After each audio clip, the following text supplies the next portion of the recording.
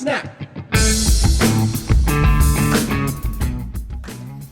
Hey, welcome back to another episode of the Youth Ministry Booster Podcast, and we're so happy because the one and the only Kate Downing. Wow. Katie, are you with me? Thank you, Zach. I'm always with you in spirit, in my heart. But Yes. I also really appreciate the little song that you sang. Yes. I'd like that to always be my intro. Well, I mean, you brought the overalls because we're going to go to work. We're going to go to work today on the That's podcast. right. We're talking about meetings. But before we Yeah. talk about meetings, we need to talk about what brought us here today. So, Okay. and by but like literally brought us here today. Oh, so let's we're talk actually about it. we still got the white backdrop, but we're actually in Nashville. We are indeed. About to go conference with some friends, and yep. so we want to stop by the Lifeway Studios, Yeah. see our friend Donnie, hang out a little We love Donnie. bit. We're excited for season 7 Youth Ministry Booster. So Amanda and I are going to record some videos that'll be a part of the coaching stuff that happens inside the Exciting. community. Come But we on. all decided, hey, we got to end up in Chattanooga. Why don't we fly through Nashville together?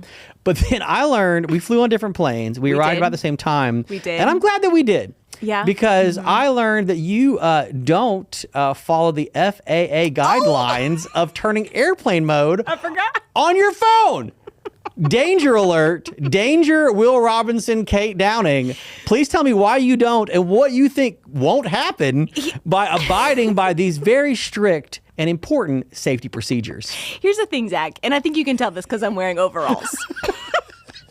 I fix the problem? am a rule follower. Oh, okay. Wow. Yeah. I don't break a lot of rules. Okay. All right? I don't live on the edge. Oh, okay. Okay, in Okay. most things. Yeah. So I truly am taken aback. Oh. I am shocked that you, a much cooler person than me, you can tell because you're not wearing overalls. Oh, I'm not wearing overalls. Yeah. Athleisure, that actually.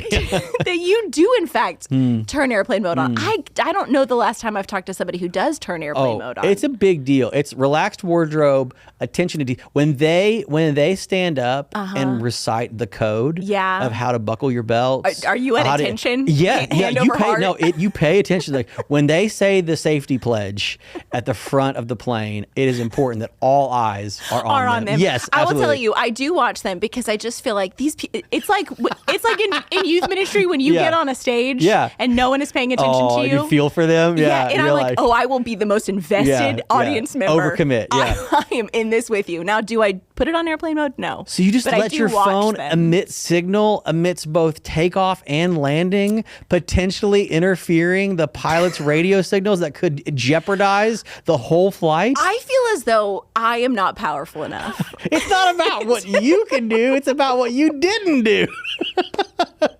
You know, I've heard a lot of theories that they Okay. only make you do that if there is there Oh. is an emergency, then you're focused Oh, and wow. you're not distracted by your phone. So we're just going with conspiracies. Let me guess. Sasquatch also real. Like what other cryptids do you live by? I mean, why not? Oh, wow. I don't know, Okay, Zach. okay. Did we land on the moon? Did we not? Oh my gosh, yeah.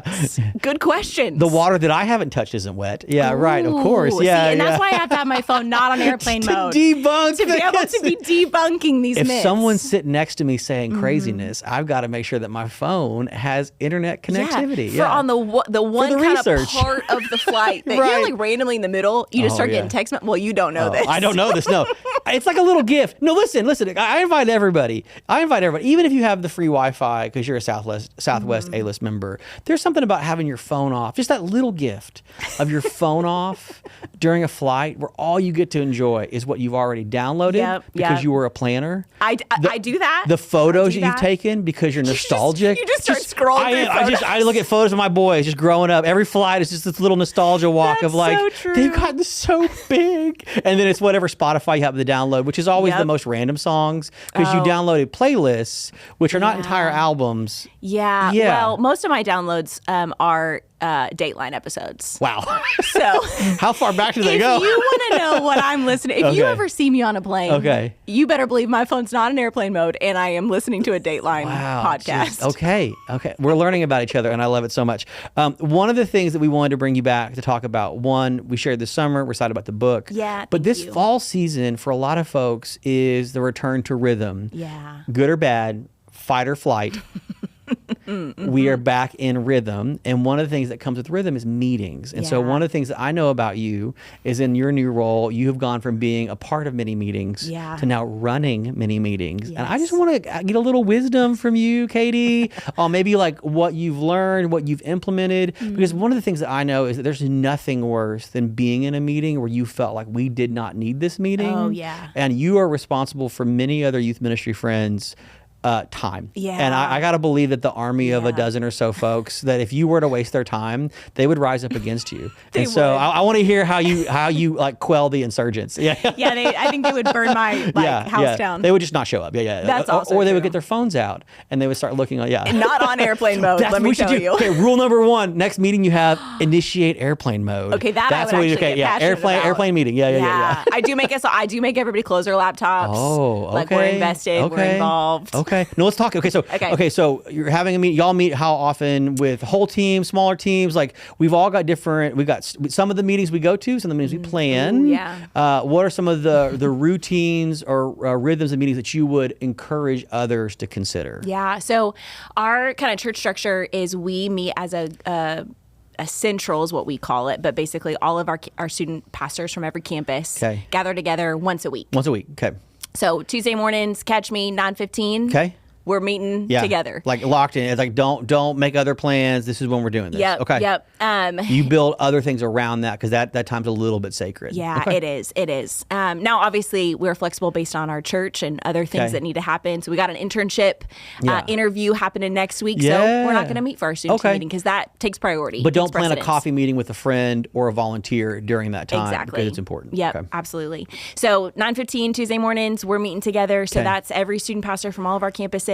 And we get the chance to just spend some time celebrating the things that God's doing because I think that's super important. Celebrating is huge. I do think that's, if you don't hear anything else, if your meeting is just what's next and not what has been, you're missing out on at least a third of what can be good in a meeting. So I love it. That's off the top. Yeah. That's what you're starting with. Love it. Okay. I also think it's a piece that we tell our small group leaders to like do highs and lows or roses and thorns or whatever. Because if you get somebody talking in the first place, they're more likely to keep talking when you're talking about the actual like more serious little things. warm-up drills. Yeah. So sometimes our celebration part, I call it our check-in time. Okay. So sometimes I try to mix it up. So sometimes it's celebrating like a win from that week. Yeah. Sometimes I have them pair up and we do something called an up, in, and out. Oh, okay. Which is how's your relationship with God? So up. Love it. Yeah. How's your emotions, your heart, your your interior relationship dialogue. with yourself? You're Yeah. in. And then how's your out? How are your outside relationships, your marriage, your closest friendships, peer group. Yeah. Yeah. How are you doing? Also important to talk about having friends outside of the church. That's a reality. Sorry, that's a separate. We'll come back. We'll circle back. I love that it's a different, again, a third dimension. It's not always just high and low, but maybe a little more 360 view of stuff. Okay. Yeah. Well, and the pairing up too. That's one time, depending on the size of the meeting, it can be a little like talk in front of the whole group. Hey, how are you doing? In front of people that you may not be comfortable sharing all of who you are. I do like to pair up. That's nice. That's a good value of time. And I think it gives an opportunity, like, we'll pray together, like, and just check in with each other. And it's just a cool, you know, kind of discipleship moment to take in that meeting. So I think that time is obviously very, very valuable. So I don't want to waste it. But 20 minutes, 30 minutes? Important. Like if you were going to like give it a bumper, how long is that time of your meeting? Usually 20 to 30. Okay. The first kind of section of the meeting, we significant dedicate. portion. It's that relationship building. It's that unifying. It's the setting your attention back on the Lord. You know, we're about to talk about a lot of details. Let's set the tone for the meeting first. Can I ask a sidebar question? Yeah. And maybe don't name names if it makes folks uncomfortable. Is sometimes, and I say this as someone that used to work at a church, that the celebration time was codenamed God sightings. Oh. And so sometimes it became a little bit of like one-upsmanship of like, I just really saw God move in this way. And like 3 people down, they'd be like, well, I actually saw God move in an even bigger way. Do you ever feel like the celebration time, because you have multiple folks from multiple campus experiences, and I could imagine for a youth minister meeting with their volunteers, does that ever feel competitive, or has that ever become an issue? I'm just trying to think through some of the ways in which celebration could go sour, and I feel like one-upsmanship might be that. I don't know if that's been true or no. Well, you know, I think I've been a part of meetings like that before, for sure. Did you ever play into it at all? Like maybe you were like, I'm sure my like he pride said got this, the best so of me. yeah. Or there are those weeks where you're like, everything went bad. Yeah. And nothing. Yeah. All I can think of is how I messed up the response moment, and how we didn't have enough check-in people, and how the Glad pizza somebody had a good week. Yeah, the pizza was late, but I'm so glad you had all Mm. these kids and this great thing. So I do think there can be that competitive nature to it. But I would say with the team I have right now, some really good hearts in that. But one of the kind of language pieces that I try to use is I try to actually not use the word win. Okay. Because again, that does feel a little. Because if there's winners, then there's an implied losers. Yeah, it's a little more competitive. Yeah. Some people are motivated by competition. Yeah. I am not. Yeah. Like that is not a motivator for me. So I try to use the language of like, what's something you are praising God for? Okay. And so what's something that you are More really thankful? gratitude. Yeah, thankful Okay. to the Lord for. Okay. And so that way, maybe it can be couched in, hey, I'm thankful that I had some volunteers that they no one showed got sick up this week. Yeah. Yeah. So it doesn't always have to be, 27 kids got saved. Yeah. And, we. Well, 28 at our campus. But, Exactly. nobody's counting. Exactly. We're counting, but yeah. But I think like that heart, setting that heart out of like, hey, what are we grateful to the Lord for doing? This isn't about you. Yeah. You can come and go. Yeah. The Lord is the one who's doing the work. Okay. Well, speaking of coming and going, Yeah. we celebrate, and then is it old business, new business? Like I'm trying to think through ways in which, in a youth ministry mindset, it wouldn't just feel like how do you get to the meat of the meeting? Like, is there like a set agenda, or how does that look? Yeah. So I love an agenda because amen. Amen, by the way. Yeah. Praise I God. actually don't think you're ready to have a meeting until you have an agenda, because what were you going to talk about? Sorry, go ahead. That's a word. Well, and some people can keep their agenda in their brain. Yeah, but this is a team meeting. We should all get to know. Amen. But let me tell you what I can do. Okay. I cannot okay. lead something and be thinking and processing and taking notes and think, okay, wait, what time does that event start that I need to remind them about? No way I'm going to remember that. You gotta have the checklist. Yes. So if you want the logistics of how we do it, I create an outline of our meeting agenda. Okay. So it's pretty similar each week. Okay. Now we change the pieces of it. So that's why, the Rhythm's check-ins good. look different. Sometimes up in and out, sometimes a celebration, whatever it might be. That document, that agenda for that week gets saved into, we use like a database system, basically. So like Google Drive or OneDrive shared or whatever. Dropbox folder kind of thing. Yep. Okay. So I save that so they can access it before the meeting. There's a record before and after. Yep. Love and it. they can kind of watch me take notes in it while. Are you also the note taker? Is that do you delegate out, or is that part of your facilitation is the one that is the note taking? I take notes because it helps me remember. Okay. So it's helpful for me to take the notes that I want to keep track of. Okay. Then that document What obviously gets written gets remembered. Yeah, exactly. So that gets saved, so then they can access it later. Yeah. Their campus pastors or their leads can access that later. Good receipt of time. Exactly. So I'm not having to answer 27 text messages later saying, hey, wait, what time does that event start? Yeah. And I can say, hey, just check on our meeting agenda. It's written on there for you. It's actually written down. Yeah. Yeah. Okay. So that for me is really helpful. Okay. So I love an agenda. So in the agenda part and the meat of the meeting, are you kind of doing calendar bits, or is there like issues based stuff, or what are some of the components that maybe move in and out of the meat of the meeting? Yeah. So one of the pieces that I love that we do kind of at the top, so the first half of the meeting to me feels like relationship building, kind of check-ins, and then how can we get better? Like how can we do some development? Okay. And so this fall, we jokingly call it the fall of doctrine, which sounds negative.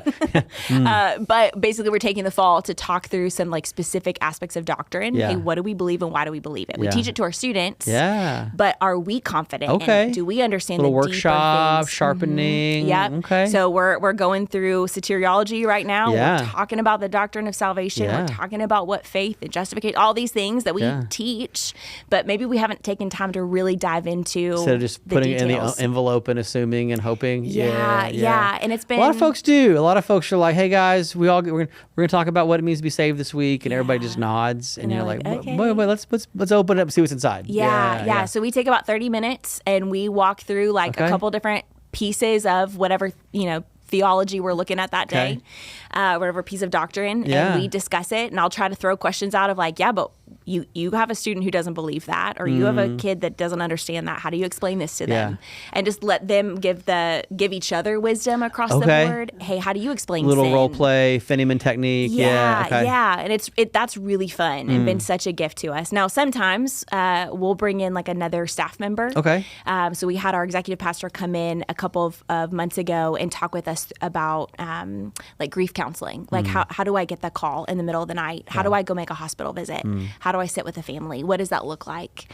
And so that was really helpful because that was a needed thing in that season for our team. So bringing in some other staff members who are experts in their area to speak to the 27 different things that we do as student ministers. Yeah, that's right. 28, but that's I'm miscounting. Exactly. No, but that's such a good thing because I think the value add part makes it enriching. Sometimes people will use either like videos or like have like a chapter of a book for like book club stuff. Absolutely. But I love the value of bringing other voices. Like that sometimes meetings can feel really insulated. So that's one of the reasons I think the stories of celebration, gratitude are good to hear from others, but maybe you aren't seeing or hearing, but then also to see that there's other folks in your church, even if it's like lay folks from your church that are really gifted in administration or leadership. There's got to be a business owner in your church that would have a lot of insight for both your staff and volunteer team or even your student leadership team. Like that's one of the things we'll get to the end of this conversation talking about like the ways in which this trickles down because this is, I think, a skill set of leadership as much as meetings are painful and maybe you grit your teeth. But part of what meetings should do is make our work better and make us better or feel better about the work that we're doing. Amen. So, okay. Amen. Is that something you're asking ahead of time, months in advance, or like, is that like scheduled out as well? Or is that kind of just, is it get to be pivoted or a component just depending on what you need? Yeah, I think it's kind of taken a couple different forms over the last year. So right now, I would say the fall, we know it's so you kind of build it out. Yeah. Okay. But in other seasons, like, we just unfortunately walked through a season of a lot of tragedies with some of our students and their families. And so I said, you know what we need? Somebody to come train us on what this looks like and how to lead a funeral. And how, I mean, just so many different pieces to that. So we scheduled out some different people to come in to speak to that in particular. So I think there's flexibility in it of what's needed in that time, but some type of value add I just think is really helpful in those meetings. And then on to the business of stuff. Yeah. And is that stuff calendar? Is that stuff like, I mean, again, ministry moves in weeks. Yeah. So how many weeks are you talking? Is it that week and the next? Is it this week, next week, and the next 30 weeks? Like, what does that look like as far as the scope of a weekly meetings conversation? Yeah. So I try to make sure that we are enough weeks out. That's not a really great answer of numbers, but enough weeks out that nothing's taking us by surprise. That's kind of my mindset on it. So that we're thinking about and talking about 2 or 3 events ahead. So we'll kind of in that next sort of section, again, I think in like an outline of my agenda, and then in that next section, we talk through important info. And so that can be an upcoming, like many of us just walk through promotion Sunday or launch Sunday. Okay, what does that look like for you? How's it going? What do we adjust? Do you have enough, volunteers for all of your small groups and, talking through that, but weeks ahead of time of, okay, are you planning this? Are you thinking through it? So upcoming events that are happening, we'll talk through sermon content.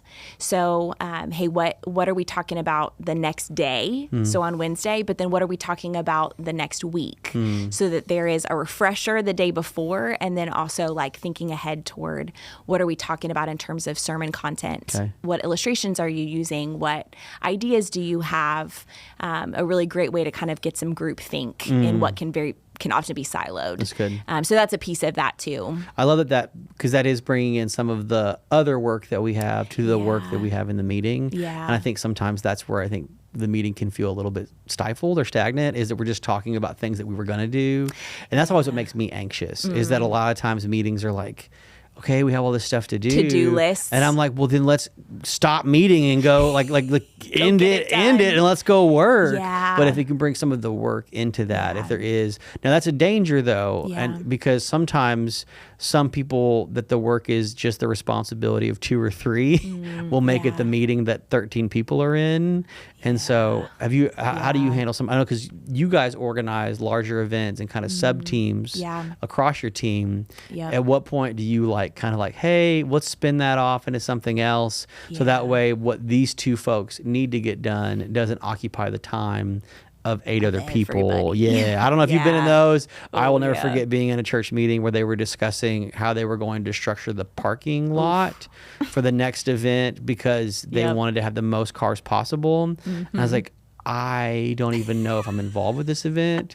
And this is a 25-minute conversation that I'd like to leave. I do not. So I got went to the need be bathroom. part of. I did. That was a self-initiated bathroom break. I was like, Said I need this. I need this. I need to put myself in airplane mode. Yeah. You just made it really easy for me to be like, okay, I'll get back. I came back, but yeah. So like, are there ways that you as a facilitator for the meeting can be like, that sounds great. Let's have you two talk about it later, or how do you handle some of those? You know, I'm sure I don't do that perfectly by any stretch of the imagination. Well, who so does? let me be honest about that. But you know, I try to be spotted. Truly, I try to have somebody elbow me. But I try to be that's kind of why I want to be as planned as I can going in, so that we don't get sidetracked by the details and say, okay, hey, let's talk about that offline. Although I hate that phrase because I love that phrase. Do you? Okay, good. I love that because it doesn't make sense when we're in person. Like, that's like true. As someone that lives on Zoom meetings, there are Zoom phrases that we say in real life. But I gotta believe if I was in an in-person, again, when we're on a Zoom call, it's we'll talk about that offline or off cam or whatever. But I can't imagine sitting at a table being like, "That's great, Kate. Let's talk about that offline." And we're just like, we're not even IRL. Wow. Yeah, it's true. Also, the people that like double click things, it's a lot. It's a lot. When people double click things. What do you mean? Hey, let's go ahead and double click on that. Wait, somebody says that? Oh, my friend, it is. People say that phrase. It is in the jargon, and it is troubling.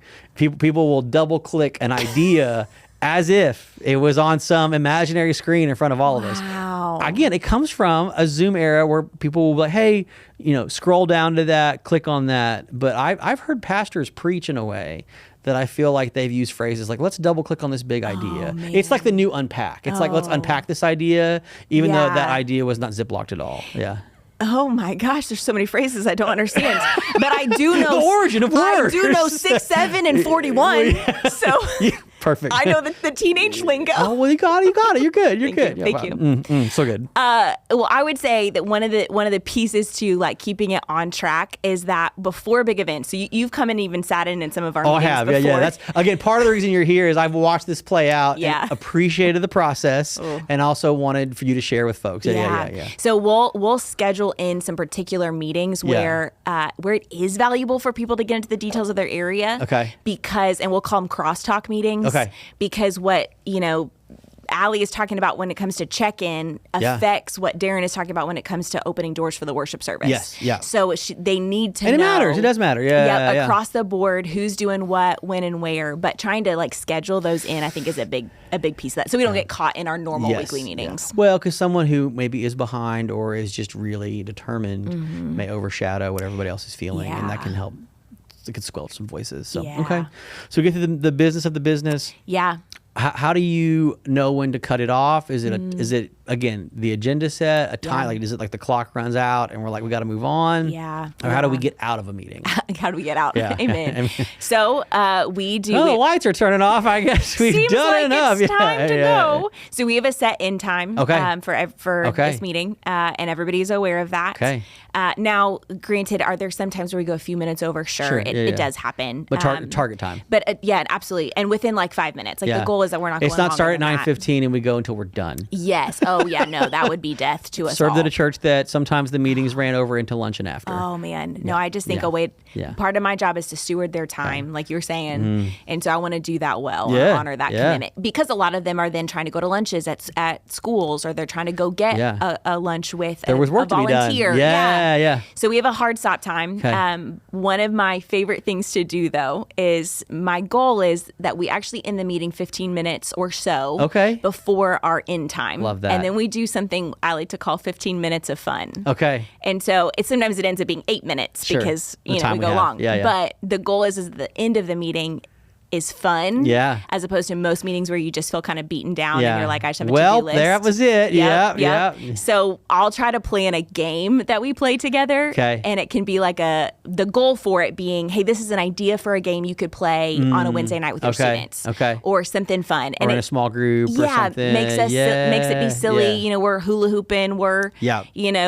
whatever, all the silly kind of things. Love so it. just very... Bottle flipping. I mean, just silly stuff. Yeah. But that way it gets people like excited again and a little less dreary at the end. And moving and up and moving. Yeah. And it forces us, because they want to do it, so it forces us to stay on time because they're trying to get to the 15 there's minutes a of reward. fun. Although there's a little built-in reward to the end of a meeting run. Yeah, that's exactly. good. That's good. No, that's good. Well, and I love the idea that, again, youth ministry is unique. But the chance to play together, like I think some folks would just bottle that up and save it for like a staff retreat or for like a staff fun day after a busy season, but to have built into the weekly rhythm of meeting that, like, no, there's a reward of fun. There's a thing that we're doing. We used to do it sometimes with Zoom meetings. We would do little sketch offs, or like that's that was fun. the way we like who had the best picture of either some idea from the meeting or like one person would pick on somebody, like, everybody do a sketch of Kate or whatever, cute. and then you got to pick which one was like the best sketch of you. Like that was a fun. Just trying to like anything to engage, because I think so many times it's really easy to like just kind of drone out, tune out, and wait for your turn to talk, and you miss out on the collaboration that's supposed to be there. And that's probably, I guess, maybe if you want to dig into the memory banks of stuff, when you're in meetings that you aren't in charge of, because I think that's a lot of us too. A lot of us serve, most of us probably serve in some kind of capacity where we are in a meeting that we did not plan and we did not run. Do you have any, or want, actually want, yes. Do you have any wisdom for how to stay engaged or try to offer to be as collaborative as possible to make the most of, how do you make the most of a bad meeting? Without telling the person it's a bad meeting. That this is a terrible meeting. Right. You know, I think some of it, my tendency in those moments when it's a bad meeting is to start just doing work, which I tell my team all the time. I'm the chief sinner among us that I have done work during meetings. Not my meeting, time to email. Let me send these text messages. Let me do these things that I need to do. It's not study hall. Right. But I think when I can understand that, even if it is parking lot conversations, okay, God's given me a voice. He's given me a perspective. If I have a perspective on it, sometimes I just don't. Okay, thank you. Because I was like, there are some that you're just like, I got either nothing. way. Yeah. Truly. Y'all sound way more invested than I could ever be. Truly do not care. And sometimes being quiet is the most helpful thing because I'm not wasting everybody's time with my dumb opinion about a parking spot that I don't know anything about. That matters a lot to them. That matters a lot to them. But I think there are some times when I do engage or, do think through like what's actually being talked about as opposed to what I need to wish I was doing instead of sitting in this meeting, that there are often times when ideas do come to my mind that I think, well, hey, what if we tried this, or what about that do end up being beneficial to the team as a whole. And so to trust that there is some reason why the Lord has us all in this room together, and let me be willing to use my voice in a moment that might be helpful, and also be willing to be quiet, because I think a lot of people struggle with always wanting their voice to be sitting heard. And receiving. Well, especially in leadership roles. Absolutely. Tell us a little bit, because one of the areas of leadership that matters for every ministry of every size is the ways in which we are raising up, equipping, training, preparing the next generation of leaders. And we've got a lot of students that are in Key Club and student council, student government, or they're captains or vice presidents of teams or boards or organizations. What are some of the ways in which you, through ministry work, try to enrich student leaders? Because I think sometimes people will have like a monthly or quarterly student leader gathering that may be a little more worship infused or maybe a little more spiritually enriched, but there's probably also some business or conversation to be had or done. What are some ways in which what you've learned from office life and ministry that you wanted to implement or share with teenagers in leadership roles? Well, I think some of those same ideas, that let's make whatever this meeting is going to be, whatever it is, make it valuable. And so, let there be an opportunity for students to celebrate what God is doing or how they're seeing God work, or, if they're part of a serve team, that they're, on the Hello team, they're hanging out with kids during kids ministry. They are whatever service area they might be serving in. We'll give them a chance to celebrate that with other students, to say, hey, this is what I'm learning. This is how I'm seeing God work and move. Give them an opportunity to speak into, sermon prep, planning for events in your ministry, give them buy-in to that. Yeah. Have fun. Yeah. Do something that's fun and engaging and community building. Make it valuable.